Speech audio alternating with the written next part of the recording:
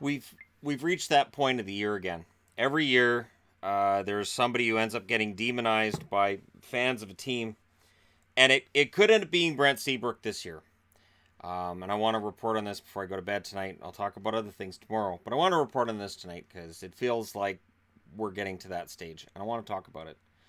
Um, so, hockey players sign these contracts: no movement, no trade.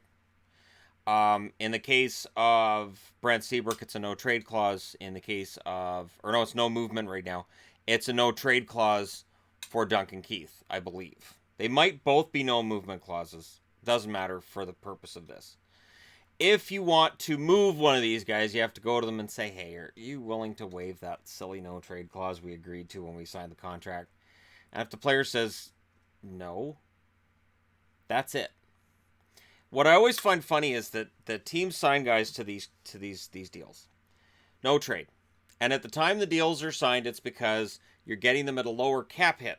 So to get that lower cap hit and an extra year or two on the contract as well, you're like, okay, well, we'll go ahead and we'll pay them that extra money through an extra year or two, and at the same time, we'll promise them a no trade clause so that the cap hit drops a little bit. They may get some more money up front, but the cap hit will drop a little bit. Now, when you're looking at how bad the contracts are for these guys, right now Seabrook, he turns 34 on April 20th, and he has 5 years left on a contract that carries a cap hit of $6.875 million. He has a no movement clause, which changed to a modified no trade in the final 2 years, meaning they have 3 more years before they can even move him. Keith, who turns 36 in July, has 4 years remaining on a deal with a $5.5 million cap hit. He has a no movement clause for the entirety of the contract. I've heard a lot of talk about, well, Chicago's going to move Keith. Chicago's going to try to move Seabrook.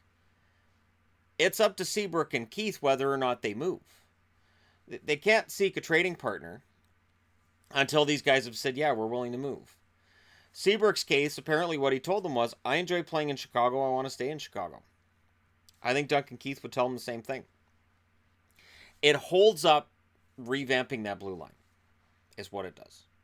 It holds up the Chicago Blackhawks from moving into their next chapter on the blue line with this. And I would be very surprised if either of them honestly waive and move before the trade deadline this season.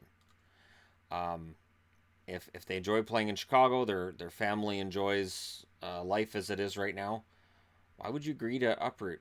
Because the thing is, if you agree to uproot, and let's say you're rented out by Toronto at the deadline, and then next summer Toronto comes to you and goes, hey, would you mind waiving your no trade clause again? Because we want to move you to Arizona, because Arizona will take on your cap hit. So for them, yeah, they're in Chicago. Chicago has cap issues surrounding their blue line. That's not their fault. They didn't sign the contracts. They asked for the money and Chicago gave it to them. They asked for the terms, Chicago gave it to them. At the time those contracts were signed, Keith's was seen as a fantastic cap hit. And Seabrook's was seen as being a long term, but you know what? These guys work really well together. They've won Stanley Cups. Why not? So for fans, I'm sure they'll be demonized, and it reminds me of Dan Hamhuis in Vancouver. There's conflicting reports about whether or not Vancouver actually asked him to waive his no trade clause, but the report was Dan Hamhuis refused to waive his no trade to go to Dallas. And then Vancouver lost out on getting maybe a second rounder or a couple third rounders or whatever they were going to get from Dallas. And Dallas instead went in a different direction and picked Chris Russell, which was a disaster.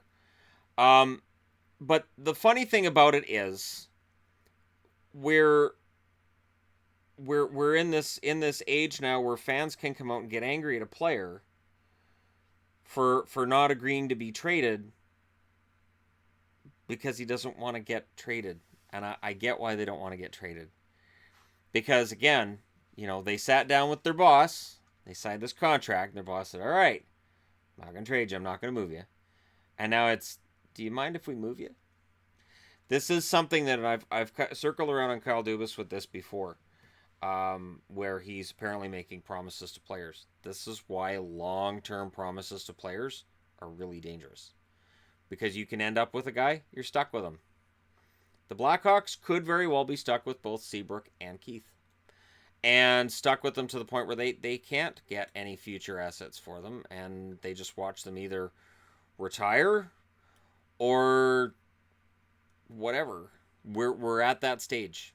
I would be very interested to see where either one of them would get traded if they waived, but they have the right not to waive their their no movement clauses. That's why they signed them. We want to stay here. Gotcha. Well, we'll keep you. And I have no problem with players holding GMs to account. But I'd be interested to know what you guys think. Should players with no trade and no movement clauses actually use them? Because what I've seen with fans is that anytime a player says no, they go, oh, no. He can't do that. He can. That's why he signed the no movement clause. That's why it's there. But I'd be interested to know your thoughts in the comment section below as always. Don't forget to hit like and subscribe. And yeah, let me know. How do you feel about guys who don't waive that clause? And of course, for Ottawa fans, I will not mention Dion Phaneuf. Thank you guys so much for watching. Hit like and subscribe if you're browsing your way through, just happened upon this video. And I'll talk to you again soon.